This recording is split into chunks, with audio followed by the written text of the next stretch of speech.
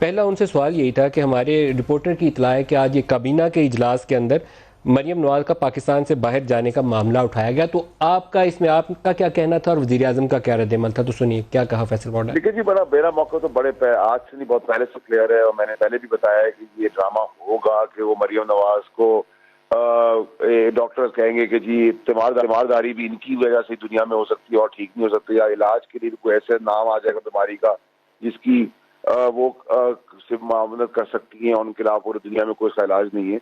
ये ड्रामा अब आ गया, उन्होंने मांग ली। बेशर्मी की हद भी आपने देख ली कि नून लीग हर बार लीडर भाग जाते हैं और बेचारे बाकी जो प्यादे हैं वो फंसते रहते हैं।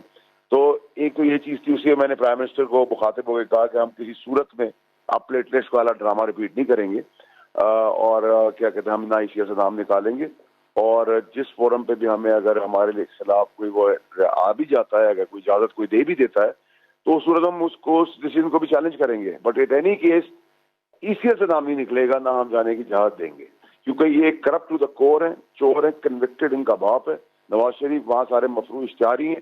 आज मैंने एक और चीज के ऊपर भी लेटर लिख रहा हूँ कैमरा को, और ये भी मैंने काबीना ने उठाया कि ये कौन सा मुल्क है जिसके अंदर आप मफरू इश्तिहारी लोगों के बीपर्स और टिकट चलाते हैं और खबरें उनकी देते हैं।